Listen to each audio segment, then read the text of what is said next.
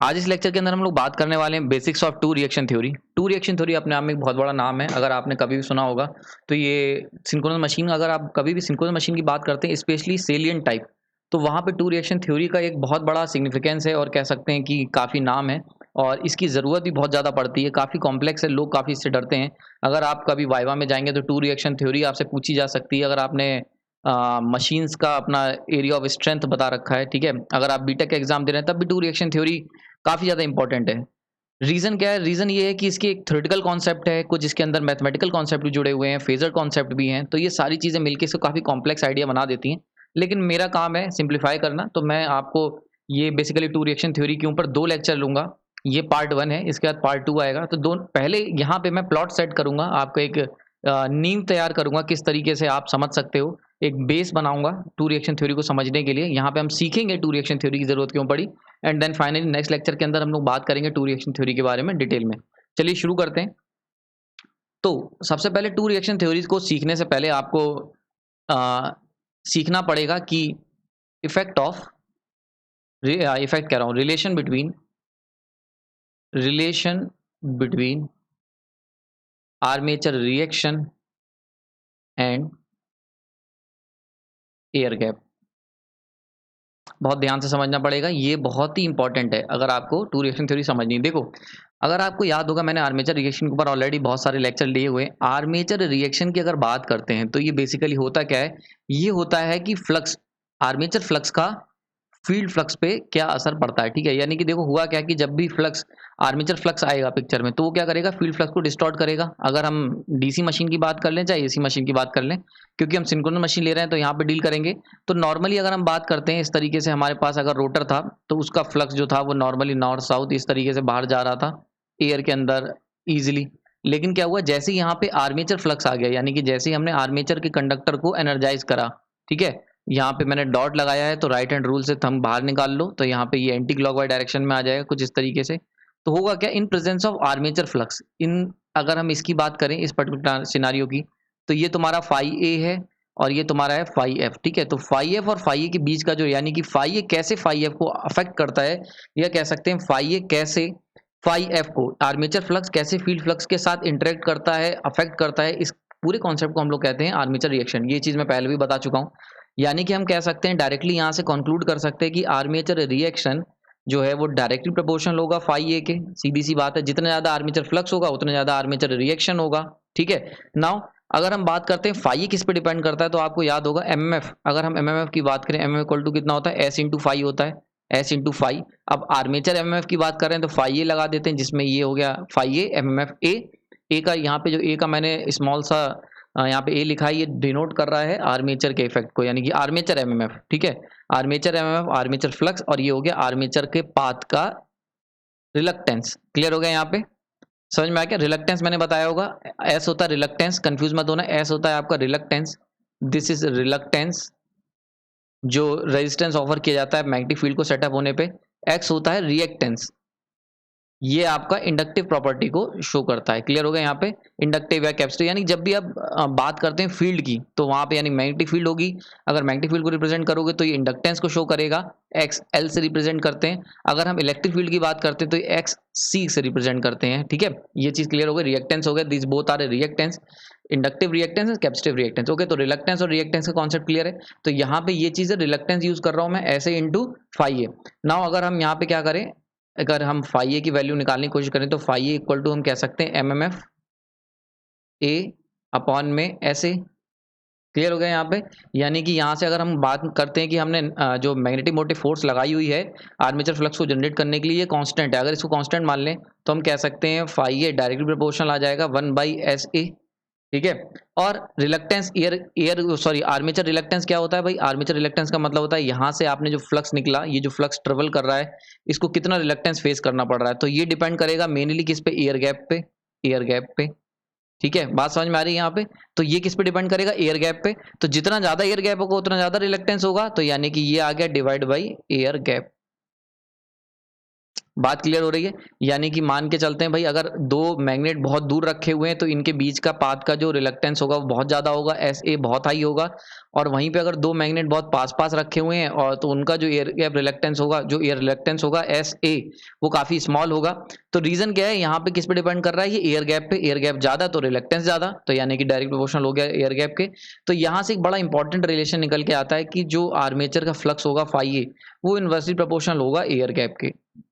ठीक है, यहाँ चीज क्लियर हो गई इतनी चीज। इसका क्या मतलब हुआ, यहाँ से हम कंक्लूड कर सकते हैं कि phi A armature flux inversely proportional होगा एयर गैप के। अब इसका क्या मतलब हुआ कि अगर आप एयर गैप को बढ़ाएंगे तो आर्मेचर फ्लक्स रिड्यूस हो जाएगा, सीधी सी बात है।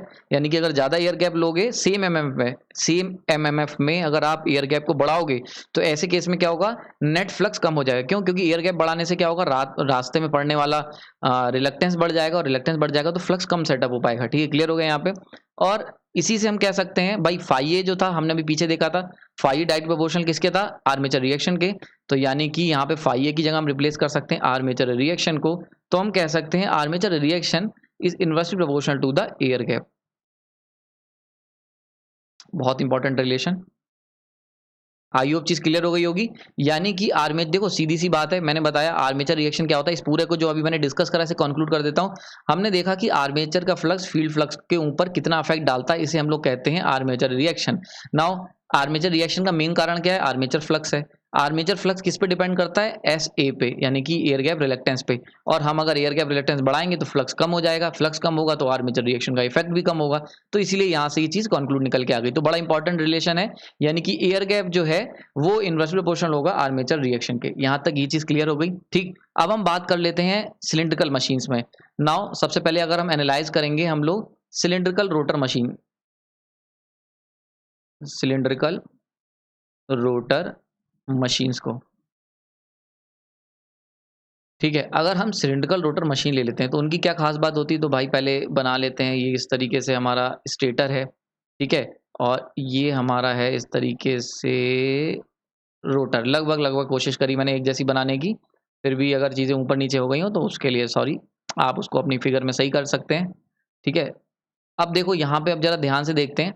अगर हम बात करें आर्मेचर फ्लक्स का, अब देखो आर्मेचर फ्लक्स कहाँ बनेगा, कहीं यहाँ पे होगा armature flux phi A।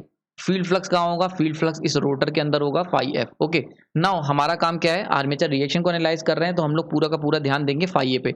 Now phi A यानी कि आर्मेचर फ्लक्स फील्ड फ्लक्स से इंटरेक्ट करेगा तो क्या करेगा, ये एयर गैप है। ये क्या है, ये पर्टिकुलर डिस्टेंस है air gap, this is air gap. जो जो क्या बना रहा है, जो बना रहा है SA। और ये SA क्या कर रहा है, ये इनवर्सली प्रोपोर्शनल है 1 अपॉन आर्मेचर रिएक्शन के। सॉरी, ऐसे भी कह सकते हो, या हम इसको ऐसे कहेंगे, इसको इस तरीके से मत कहो। ठीक है, ये हो गया ऐसे, और SA 1/SA जो है वो डायरेक्ट प्रोपोर्शनल होता है आर्मेचर रिएक्शन के। ठीक है, ऐसे भी कह सकते हो। ठीक है, तो बात समझ में आ रही, तो रिलेशन समझ में आ रहा है ना। अगर हम बात करते हैं एयर गैप की, एयर गैप देखो यहाँ पे एयर गैप देख लो, चाहे ये वाला एयर गैप देखो, ये वाला, हर जगह सिलिंड्रिकल रोटर मशीन के अंदर अगर हम बात करें तो देखो किसी भी पोजीशन पे देख लो आपको एयर गैप हमेशा कांस्टेंट मिलेगा। ठीक है, तो हम यहाँ पे लिख सकते हैं कि एयर गैप जो होगा, air gap is uniform, uniform irrespective of irrespective of orientation.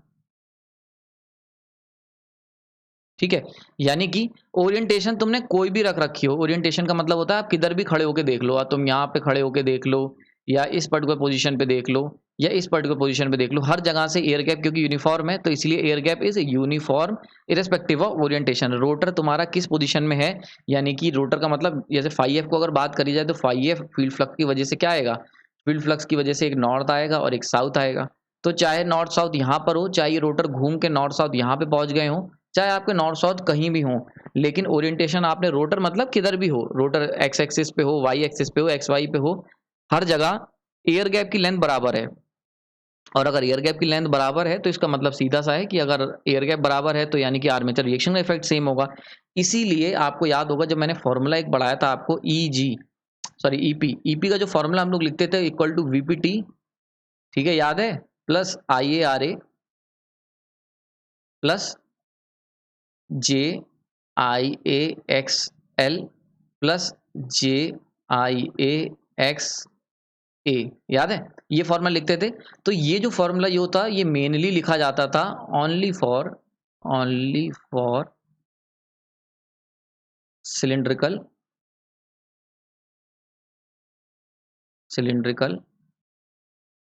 Rotor. यानी कि अगर आप सिलिंड्रिकल रोटर ले रहे हो, बड़ा इंपॉर्टेंट है, सिलिंड्रिकल रोटर मतलब इस तरीके से सर्कुलर, यानी कि जिसके एयर गैप बराबर है, तब ये फॉर्मूला हम लोग लिखते थे मेनली। ठीक है, ये जो पूरा का पूरा फॉर्मूला जो हम लोगों ने लिखा है, ये पूरा का पूरा केवल और केवल सिलिंड्रिकल रोटर मशीन्स के लिए है। हो सकता है वहां पे मैंने आपको समझाने के लिए सेलिएंट पोल मशीन ले ली हो, पर आपको याद रखना ये जो फॉर्मूला है, क्योंकि सेलिएंट पोल से सिंक्रोनस मशीन का ऑपरेशन समझना बहुत आसान है as compare to the cylindrical machines. ठीक है, तो इसीलिए ये जो फॉर्मूला मैंने लिखा हुआ है, ये पूरा फॉर्मूला ये केवल तब वैलिड है जब आपने सिलिंड्रिकल रोटर मशीन ली हुई है। रीजन क्या है उसको अभी समझाता हूं मैं। अभी देखो मैंने क्या देखा कि air gap is uniform irrespective of orientation. अगर एयर गैप बराबर है सब तरफ, चाहे कोई भी ओरिएंटेशन ले लूं, तो इसका मतलब अगर हम बात करते हैं आर्मेचर रिएक्शन की, तो आर्मेचर रिएक्शन भी क्या रहेगी, यूनिफॉर्म रहेगी। आर्मेचर रिएक्शन भी यूनिफॉर्म रहेगी। और अगर आर्मेचर रिएक्शन यूनिफॉर्म है तो एक सिंगल वैल्यू से काम चल जाएगा, यानी कि हम एक वैल्यू ले सकते हैं एक्स ए। यही तो आर्मेचर रिएक्टेंस दिखाता है। आर्मेचर रिएक्शन को हम लोग किससे रिप्रेजेंट करते हैं, एक्स से रिप्रेजेंट करते हैं। अब क्योंकि सारी तरफ यानी कि कोई भी एक्सिस ले लो, डी एक्सिस, क्यू एक्सिस, हर जगह क्या होगा, एक्स ए की वैल्यू सेम है, क्योंकि एयर गैप बराबर है तो आर्मेचर रिएक्शन भी सेम है, और आर्मेचर रिएक्शन सेम है तो एक्स ए की वैल्यू सेम है। तो इसीलिए हम लोग क्या करेंगे, एक एक्स ए की वैल्यू से रिप्रेजेंट करते हैं। देखो यहाँ पे केवल एक्स ए लिखा होता था, यानी कि simply armature reactance, armature reaction reactance. ठीक है, और ये जो आर्मेचर रिएक्शन का जो इफेक्ट होता था, जिसको हम लोग आर्मेचर रिएक्टेंस के रूप में एक्स ए के रूप में रिप्रेजेंट करते थे, ये एक वैल्यू की तरह हम लोग इसको लेते थे। ठीक, तो यहां से समझ में आ गई। तो single reactance X A is sufficient to represent the effect of armature reaction, यानी सिंगल उससे काम चल जाता था। यहां तक कोई डाउट नहीं होना चाहिए। ये था सिलिंड्रिकल रोटर मशीन का मॉडल। ठीक है, यहां तक आपको क्लियर हो गया होगा। आगे चलते हैं, अब हम बात करेंगे सेलिएंट पोल की। ना अगर सेलिएंट पोल की बात करते हैं वो भी देख लेते हैं। सेलिएंट पोल सिंक्रोनस मशीन, ठीक है, इसको जरा एनालाइज करते हैं। सेलिएंट पोल में क्या है, सबसे पहले आपने ये स्टेटर बना लिया, this one is your stator. ठीक है, और ये हमारा है रोटर। सेलिएंट पोल रोटर हो गया। This one is your north pole, this one is your south pole. यहाँ पे होगा फाई ए, ये हो गया तुम्हारा फाई एफ। नाउ अगर आप देखो तो यहाँ पे इस तरीके के स्ट्रक्चर के लिए हमारे पास दो एक्सेस होती हैं। First one is the this one axis, इसको मैं कलर चेंज कर देता हूँ। एक ये एक्सेस होगी, इसको हम कहते हैं डी एक्सेस, बहुत बार बता चुका हूँ, डायरेक्ट एक्सेस। एक इससे क्वाड्रेचर पे होती है और इसको मैं नाम देता हूँ क्यू एक्सेस। ठीक है, this one is your Q axis and this one is your D axis. Now अगर हम बात करते हैं यहाँ पे एयर गैप की बात कर लो, तो देखो एयर गैप कैसे रिप्रेजेंट करा जा रहा है। तो यहाँ पे एयर गैप जो है, ये पर्टिकुलर एयर गैप है इस एक्सिस पे, यानी कि ये हो गया तुम्हारा this one is your air gap at D axis. D axis का एयर गैप है, जबकि यहां से यहां तक का ये क्या है, this one is your air gap at Q axis, यानी कि क्यू एक्सिस पे जो एयर गैप है वो भी यहाँ पे लिख दिया मैंने, this is the Q axis, air gap at Q axis. Now यहाँ तक कोई डाउट नहीं होना चाहिए। अब देखो अगर हम बात करें इस पर्टिकुलर की, देखो air gap at D axis और air gap at Q axis, ये देखो डिफरेंट है, क्योंकि भाई सीधी सी बात है, डी एक्सिस की बात करोगे तो यहाँ पे क्या होता है, सेलिएंट पोल सिंक्रोनस मशीन में बहुत स्मॉल सा सबसे मिनिमम एयर गैप होता है। तो यहाँ पे क्या होगा, ये है यहाँ पे मिनिमम एयर गैप। ठीक है, मिनिमम एयर गैप है, और यहाँ पे आपका मैक्सिमम एयर गैप। ठीक है, यहाँ पे मैक्सिमम एयर गैप है। अब देखो मिनिमम अगर एयर गैप है तो सीधी सी बात है, यहाँ का रिलक्टेंस मैं रिप्रेजेंट कर देता हूँ एस डी से। ठीक है, और यहाँ का रिलक्टेंस रिप्रेजेंट कर देता हूँ एस क्यू से। क्लियर हो गया यहाँ पे, इतनी समझ में आ गई। तो अब जरा थोड़ा सा हम लोग लॉजिकल एनालिसिस करते हैं। हमने क्या देखा कि air gap at D axis, ठीक है, और air gap at D axis जो है वो क्या कम है as compare to the air gap at Q axis. बात सही है, मैंने जो कुछ गलत तो नहीं लिखा। क्यू एक्सिस का जो एयर गैप है वो देखो काफी ज्यादा है as compare to the D axis. इसका मतलब रिलक्टेंस की अगर बात करते हैं तो रिलक्टेंस डी एक्सिस का कम होगा as compare to reluctance of Q axis. इसमें भी कोई डाउट नहीं होना चाहिए, सीधी सी बात है, क्योंकि रिलक्टेंस एयर गैप पे डिपेंड करता है। ठीक है, डी एक्सिस क्लियर हो गया यहाँ पे। अब ये हो गया रिलक्टेंस, लेकिन फ्लक्स जो था वो इन्वर्सली प्रोपोर्शनल होता है रिलक्टेंस के, तो यानी कि phi armature flux phi a at d axis ये ज्यादा होगा as compare to the armature flux phi a at q axis. सीधी सी बात है, क्योंकि एयर गैप ज्यादा है तो यहाँ का रिलक्टेंस ज्यादा है, तो कम फ्लक्स सेटअप हो पाएगा इस एक्सिस के अराउंड, और क्यू और डी एक्सिस के अराउंड क्योंकि फ्लक्स क्योंकि रिलक्टेंस कम है तो इसलिए यहाँ ज्यादा फ्लक्स सेटअप हो पाएगा आर्मेचर का। तो ये चीज क्लियर हो गई, यानी कि आर्मेचर का जो फ्लक्स है डी एक्सिस के अराउंड बहुत ज्यादा होगा, बहुत ज्यादा मैग्नेटिक फ्लक्स लाइंस पास हो रही होंगी, जबकि क्यू एक्सिस के अराउंड कम फ्लक्स लाइंस पास हो रही होंगी। ठीक है, और हम जानते हैं कि आर्मेचर रिएक्शन डिपेंड करता है आर्मेचर फ्लक्स पे, तो इसका मतलब आर्मेचर रिएक्शन का जो इफेक्ट है अराउंड डी एक्सिस वो काफी ज्यादा होगा as compare to the armature reaction का इफेक्ट अराउंड क्यू एक्सिस। ठीक है, इसमें कोई डाउट नहीं होना चाहिए। आई होप ये चीज क्लियर हो गई होगी। क्लियर। अब आर्मेचर रिएक्शन का इफेक्ट को हम लोग किससे रिप्रेजेंट करते हैं, हम लोग एक्स ए से रिप्रेजेंट करते हैं, तो इसका मतलब आर्मेचर रिएक्शन इफेक्ट डी पे ज्यादा है, यानी कि एक्स ए डी ग्रेटर होगा एक्स ए क्यू। आईओ भी समझ में आ गई होगी। सो this is the final and important conclusion. ठीक है, तो यानी कि कंक्लूजन हमने क्या निकाला, इसको मैं यहां लिख देता हूं। कंक्लूजन निकल के आया कि एक्स आर्मेचर रिएक्शन का जो रिएक्टेंस होता है, armature reaction reactance X A around D axis is far greater than armature reaction reactance around Q axis. Clear हो गया यहाँ पे। सो this is a very important conclusion जो मैंने अभी निकाल के दिखाया आपको। सिंपली आपने ग्रेटर देन का इस्तेमाल करते हुए यहाँ तक निकल गया होगा। अच्छा, कितना होता है अगर प्रैक्टिकली बात करी जाए तो आपको ये याद रखना चाहिए, X A D is approximately equal to 1.6 times, लगभग 1.6 टाइम्स होता है X A Q. Clear. So this is an important observation, ये आपको ध्यान रखना है।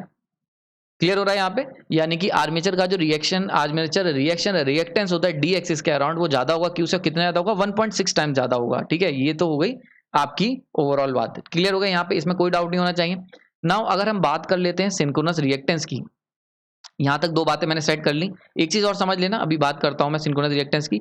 सबसे पहले तो हमने क्या सीखा कि अगर आपके पास सेलिएंट पोल रोटर ले लिया, अगर तुमने सेलिएंट पोल रोटर है और एक है सिलिंड्रिकल रोटर, सेम है नॉर्थ साउथ। ठीक है, तो सिलिंड्रिकल रोटर अगर आपने लिया हुआ है तो यहाँ पे एक एक्स ए से काम चल जाएगा, लेकिन यहाँ पे यानी कि अगर आपने सिंक्रोनस सेलिएंट पोल रोटर लिया हुआ है तो ऐसे केस में आपको एक्स ए जो है वो दो पार्ट्स में डिवाइड हो जाएगा।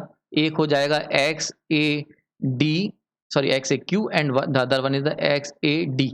क्लियर हो गया यहाँ पे। तो ये एक इंपॉर्टेंट ऑब्जर्वेशन निकल के आया, यानी कि अभी तक अगर पूरी पिक्चर देखो, यहां तक जो चीज समझ में आई है कि सिंगल आर्मेचर रिएक्टेंस से काम नहीं चल सकता, क्योंकि सिंगल आर्मेचर रिएक्टेंस हम लोग तब लेते हैं जब हम लोगों को कांस्टेंट एयर गैप मिलता है। यानी कि अगर मान लेते हैं पूरी ओरिएंटेशन रोटर को पूरा 360 घुमा दो स्टेटर के अक्रॉस, और हर बार तुम्हें आर्मेचर रिएक्शन सेम इफेक्ट मिले, या कह सकते हैं हाँ आर्मेचर रिएक्शन का सेम इफेक्ट मिले, या ये कह सकते हो कि एयर गैप सेम हो, अगर ये दो चीजें हैं तब आप कह सकते हो कि single armature reactance armature reaction के रिएक्टेंस से काम चल जाएगा, यानी कि एक्स ए से काम चल जाएगा, जो कि हमारा चल रहा था सिलिंड्रिकल पोल मशीन में, तो वहां पे एक्स ए से काम चल गया था। लेकिन अगर हम लोग सेलिएंट पोल की बात करते हैं तो अगर आप इसमें देखोगे तो अगर हम बात करते हैं डी एक्सिस के अक्रॉस तो वहां पे एयर गैप कम है, तो वहां पे जो रिएक्टेंस होगा वो कितना होगा, एक्स ए डी होगा आर्मेचर रिएक्शन का इफेक्ट, जबकि यहाँ पे आर्मेचर का रिएक्शन का इफेक्ट क्या होगा, अलग होगा। ठीक है, तो डी अगर हम बात करते हैं डी एक्सिस की, डी एक्सिस तो यहाँ पे इसको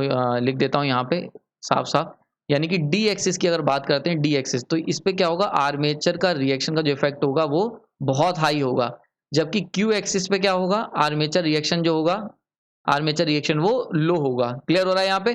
तो देखो अब क्योंकि आर्मेचर रिएक्शन एक जैसा नहीं है तो इसीलिए हमें दो वैल्यू लेनी पड़ी, एक था एक्स ए डी और एक था एक्स ए क्यू, यानी कि एक हमने क्यू एक्सिस के अराउंड मिनिमम आर्मेचर रिएक्टेंस की वैल्यू और एक मैक्सिमम आर्मेचर रिएक्टेंस की वैल्यू, तो ये दो वैल्यू लेनी पड़ी। ये डिफरेंस आ जाता है जब आप बात करते हो सेलिएंट पोल रोटर की। ठीक है, सेलिएंट पोल रोटर की, जबकि सिलिंड्रिकल रोटर में हमारी एक सिंगल वैल्यू से काम चल जाता है। यहां तक क्लियर हो गया, इसमें कोई डाउट नहीं होना चाहिए।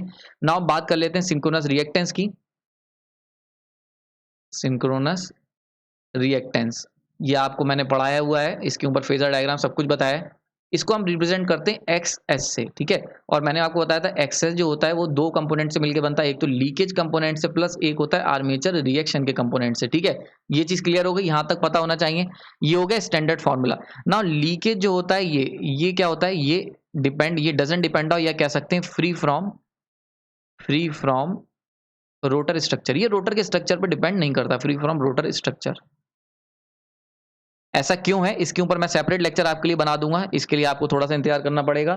क्यों लीकेज रिएक्टेंस, देखो लीकेज रिएक्टेंस एक ट्रांसफार्मर में भी था और लीकेज रिएक्टेंस एक यहां पर भी है, यानी कि आपके एसी मशीन्स में भी लीकेज रिएक्टेंस है। ये लीकेज रिएक्टेंस कैसे डिफर करता है ट्रांसफार्मर से, और क्यों ये लीकेज रिएक्टेंस शेप पे डिपेंड नहीं करता रोटर की, इसको हम लोग एक अलग लेक्चर में डील करेंगे। बड़ा इंटरेस्टिंग लेक्चर होगा, तब तक थोड़ी देर वेट करिएगा आप, इसके बाद में बनाऊंगा उसको। अभी पहले समझते हैं इसको। अभी ये मान लेते हैं कि फ्री फ्रॉम रोटर स्ट्रक्चर, ये बात आपको अभी समझनी होगी, माननी होगी, ठीक है। तो देखो क्या होता है कि एक्सएस जो होता है वो एक्सएल प्लस एक्सएआर होता है, जिसमें लीकेज रिएक्टेंस जो होता है वो रोटर के स्ट्रक्चर पर डिपेंड नहीं करता, फ्री फ्रॉम रोटर स्ट्रक्चर। जबकि आर्मेचर रिएक्शन जो है ये क्या होता है, ये जो कंपोनेंट है ये क्या कर रहा है, it depends on rotor structure. ठीक है, बात समझ में आ रही। तो इसका मतलब क्या हुआ, तो अगर हम लोग मान के चलते हैं फॉर सिलिंड्रिकल रोटर,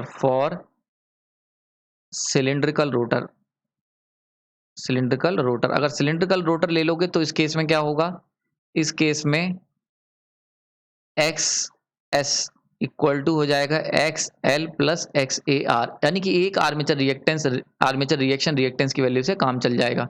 लेकिन अगर हम बात करते हैं फॉर सेलिएंट पोल रोटर या सेलिएंट रोटर, ठीक है। अब हम बात कर रहे हैं फॉर सेलिएंट पोल रोटर। अगर सेलिएंट पोल रोटर लेते हैं तो उस केस में क्या होगा, एक्स जो एक्सेस था तुम्हारा वो दो पार्ट्स में डिवाइड हो जाएगा, ठीक है। दो पार्ट्स में कौन कौन से, एक हो जाएगा एक्स एस डी के अक्रॉस और एक हो जाएगा एक्स एस क्यू के अक्रॉस। रीजन क्या है, रीजन है क्योंकि ये आर्मेचर रिएक्शन का जो रिएक्टेंस है डिपेंड करता है रोटर स्ट्रक्चर पे, और हमने देखा सेलिएंट पोल में डी के अक्रॉस अलग रिएक्टेंस मिलेगा और क्यू एक्सिस के अलग रिएक्टेंस मिलेगा, ठीक है। तो एक्सेस जो है सिंक्रोनस रिएक्शन दो पार्ट्स में टूट जाएगा, ठीक। अब वो दो पार्ट्स क्या होंगे इनको भी सीख लेते हैं। तो एक है तुम्हारा एक्स एस डी और ये कितना होगा, ये होगा तुम्हारा x L plus X A D, ठीक है। देखो लीकेज कांस्टेंट रहेगा क्योंकि मैंने बताया लीकेज फ्लक्स जो है वो फ्री फ्रॉम रोटर स्ट्रक्चर, ठीक है, रोटर स्ट्रक्चर से फ्री है। तो X S D equal to X L plus X A D, और यहाँ पे दूसरा कौन सा X S Q equal to ये कितना हो जाएगा X L plus X A Q. So these are the two important values. इसे हम क्या कहेंगे, ठीक है, यहां तक समझ में आ गया। अभी इसको बताता हूं, these are two important values, ठीक है। तो यहाँ पे एक्स एस क्यू क्या है, यहाँ पे जो मैंने लिखा हुआ है क्वाड्रेचर सिंक्रोनस रिएक्टेंस है, जबकि एक्स एस डी क्या है यहाँ पे, डायरेक्ट एक्सिस सिंक्रोनस रिएक्टेंस, ठीक है। बात समझ में आ रही है यहाँ पे। तो इसको मैं यहाँ पे ये चीज क्लियर हो गई होगी, ठीक है। तो इसको मैं लिख लेता हूं एक्स एस डी क्या है यहाँ पे, डायरेक्ट एक्सिस सिंक्रोनस रिएक्टेंस, ठीक है। जबकि एक्स एस क्यू क्या है यहाँ पे, क्वाड्रेचर एक्सिस सिंक्रोनस रिएक्टेंस, ठीक है। तो आई होप चीज क्लियर हो गई होगी, यानी direct axis synchronous reactance and quadrature axis synchronous reactance. तो X S D and X S Q are both are clear to you. I hope चीज क्लियर हो गई होगी, इसमें कोई डाउट नहीं रहना चाहिए, ठीक है। तो हुआ क्या कि अगर हमने बात करें, अगर अभी तक जो मैंने समझाया, मैंने आपको बताया सिंक्रोनस रिएक्टेंस रिमाइंड कराया, एक्सेस होता था leakage plus armature reaction.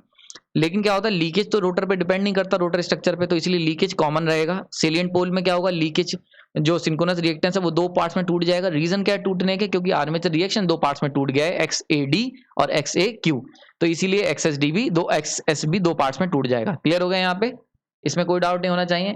Now अगर बात कर लेते हैं जनरल टर्म की, तो देखो एक्स डी की जो वैल्यू निकल के आई एक्स एस डी, ठीक है, ये जो होती है अप्रोक्सीमेट इक्वल निकल के आती है 1.5 to 2 times of X S Q. Clear हो गया, ये चीज याद रखना कि जैसे हमने पीछे देखा था कि एक्स ए डी की जो वैल्यू होती है वो 1.6 टाइम्स होती थी एक्स ए क्यू की, वैसे यहाँ पे एक्स एस डी की अगर वैल्यू की बात करें तो सिंक्रोनस रिएक्टेंस है डायरेक्ट एक्सिस की वजह जो सिंक्रोनस रिएक्टेंस होगा वो लगभग 1.5 से 2 गुना होगा एक्स क्वाड्रेचर एक्सिस के अलॉन्ग सिंक्रोनस रिएक्टेंस। क्लियर हो गया यहाँ पे। और ये जो डिफरेंस होता है, यानी कि अगर x D minus x S D, बल्कि ये जो डिफरेंस होता है x S D minus x S Q, इनका जो डिफरेंस होता है इसको हम लोग कहते हैं saliency. This is what we call saliency, ठीक है। तो सेलियंसी जो होती है यानी कि इसका क्या मतलब, सेलियंसी का मतलब हो गया जितना ज्यादा सेलियंसी होगी, जैसे तुमसे पूछा जाए कि अगर मान लेते हैं इनके बीच का डिफरेंस जो है वो कम है तो सेलियंसी भी कम होगी, अगर इनके बीच का डिफरेंस ज्यादा है तो सेलियंसी भी ज्यादा होगी। क्लियर हो गया यहाँ पे, इसमें कोई डाउट नहीं होना चाहिए। और अगर इनके बीच का डिफरेंस जीरो हो गया तो जीरो सेलियंसी, तब क्या होगा, सिलिंड्रिकल रोटर यूज हो रहा है, ठीक है। तो अगर इसकी वैल्यू हम बात करते हैं हाई है, अगर ये डिफरेंस हाई है तो हाई सेलियंसी, हाई सेलियंसी, ठीक है। अगर डिफरेंस लो है तो लो सेलियंसी, लो सेलियंसी। और अगर मान लेते हैं जीरो है तो इसका मतलब सिलिंड्रिकल रोटर, सिलिंड्रिकल रोटर है, ठीक है। ये बात समझ में आ गई, इसमें कोई डाउट नहीं होना चाहिए। आई होप ये चीज क्लियर हो गई होगी, ठीक है। अब देखो इसमें यहां तक, अब आगे चलते हैं। अच्छा, इसमें एक चीज और रह गई कि अगर मान लेते हैं, अब कई लोग मन में क्वेश्चन होगा कि सेलियंसी कैसे, तो देखो हाई सेलियंसी का क्या मतलब हुआ कि मान के चलते हैं हमारे पास ये अगर रोटर है स्टेटर, और हमने जो रोटर बनाया है वो हमारा ये है, ठीक है। तो हाई सेलियंसी का मतलब यहां से यहां तक की दूरी काफी ज्यादा है, यानी कि पतला आपने ये ले लिया है और ये इस तरीके से, ठीक है। तो मान के चलते हैं यहाँ पे दूरी इतनी है और यहाँ पे इतनी ज्यादा है। क्लियर हो गया। लो सेलियंसी का मतलब क्या हुआ, कुछ इस तरीके का रोटर होगा, ये देखो। अब इसमें यहां से यहां तक की दूरी और यहां से यहां तक की दूरी, this is Q axis and this is D axis. तो देखो अब जरा यहाँ पे देख सकते हो, देखो इस यहां से यहां तक का गैप बहुत ज्यादा है एज कम्पेयर टू दिस, तो यहाँ पे क्या है, इनके बीच का डिफरेंस बहुत ज्यादा है, इसलिए हाई सेलियंसी हो गई। लो सेलियंसी का मतलब क्या हुआ, इसका गैप और इसका डिफरेंस देखो बहुत कम है, क्योंकि हमने क्या करा है, तो यानी कि चौड़ा रोटर अगर ले लोगे सेंटर से, अगर उसका डायमीटर मतलब कह सकते हैं कि ये जो ब्रेथ है यहाँ से यहाँ तक की जो डिस्टेंस है, इसको अगर काफी ज्यादा ले लोगे यानी कि चौड़ाई काफी बढ़ा दोगे तो सेलियंसी डाउन हो जाएगी, और अगर सेलियंसी डाउन हो गई तो लो सेलियंट सिंक्रोनस रोटर बन जाएगा, ठीक है। और जीरो का मतलब क्या है, यहाँ से इसके ये डिस्टेंस और इस डिस्टेंस में कोई डिफरेंस नहीं है। ऐसा कब होगा, ऐसा तब होगा जब आप सिलिंड्रिकल रोटर ले लोगे। क्लियर हो गया यहाँ पे, ओके। बात समझ में आ गई। तो सिलिंड्रिकल रोटर ले लोगे तो देखो यहां से यहां तक की दूरी, चाहे क्यू एक्सिस की दूरी, डी एक्सिस और क्यू एक्सिस दोनों में एयर गैप की वैल्यू सेम है, तो यहां तक ये हो गया तुम्हारा स्टेटर, ठीक। तो आई होप समझ में आ गया होगा। तो सेलियंसी का क्या मतलब होता है, ये चीज क्लियर हो गई होगी। सेलियंसी किसे कहते हैं, हाई सेलियंसी का क्या मतलब है ये भी क्लियर हो गया होगा, लो सेलियंसी क्या मतलब है और जीरो सेलियंसी का क्या मतलब है। तो अगर तुमसे पूछा जाए कि भाई दोनों यानी कि सेलियंसी अगर जीरो हो गई तो रोटर क्या कहलाएगा, तो सिलिंड्रिकल रोटर कहलाएगा। सेलियंसी हाई का मतलब बीच में पतला सा डंडा है और ऊपर और नीचे जो है सेमी स्फीयर है, हेमीस्फीयर लगे हुए हैं, ठीक है।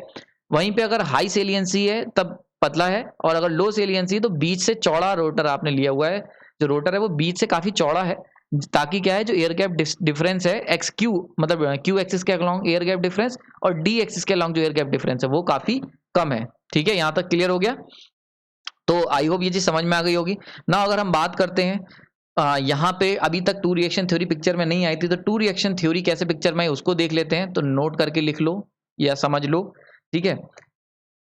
As there are two type of armature reaction, हमने देखा कि भाई आर्मेचर का जो रिएक्शन था वो कितने तरीके का था, दो तरीके के आर्मेचर रिएक्शन थे। कौन से दो तरीके के थे आर्मेचर रिएक्शन था, एक था XAD और एक था XAQ, यानी कि इसको हम क्या लिख सकते हैं, armature reaction along D axis and this is armature reaction along Q axis.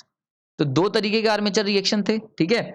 इसीलिए ऐसी थ्योरी जो इस कॉन्सेप्ट को समझाती है, यानी कि two type of armature reaction समझाती है, उसको नाम दिया गया टू रिएक्शन थ्योरी, ठीक है। इसीलिए इसका नाम दिया था टू रिएक्शन थ्योरी। क्यों, क्योंकि देखो रिएक्शन जो वर्ड आया ये आया तुम्हारा आर्मेचर रिएक्शन से। क्लियर हो गया, आर्मेचर रिएक्शन से हमने ये वर्ड उठा लिया, क्लियर। और दो क्योंकि आर्मेचर रिएक्शन थे इसीलिए यहां से उठा लिया दो। बात समझ में आ रही है। तो टू रिएक्शन थ्योरी में जो टू लिखा हुआ है, टू रिएक्शन थ्योरी में जो दो टू रिएक्शन की जो बात हो रही है वो कौन कौन से दो रिएक्शन है, एक है armature reaction along D axis और एक है armature reaction along Q axis. बात समझ में आ रही है। तो कभी भी अब तुमसे पूछा जाए या कभी आपको डाउट हो कि टू रिएक्शन थ्योरी किसके बारे में है, क्यों उसका नाम टू रिएक्शन थ्योरी पड़ा, तो बेसिकली टू रिएक्शन थ्योरी नाम इसलिए पड़ा क्योंकि वो दो आर्मेचर रिएक्शन को समझा रही है, दो armature two types of armature reaction के इफेक्ट को, पहला अलोंग डी एक्सिस एंड दूसरा अलोंग क्यू एक्सिस, ठीक है। अब ये टू रिएक्शन थ्योरी क्या होती है और कैसे फेजर पे इसका असर पड़ता है, क्यों हम लोग इसको कैसे डील करेंगे, इसको आने वाले लेक्चर में आपको बताऊंगा। आपने अपना कीमती समय दिया उसके लिए धन्यवाद। अगर कोई डाउट है तो आप कमेंट सेक्शन में मुझे बता सकते हैं।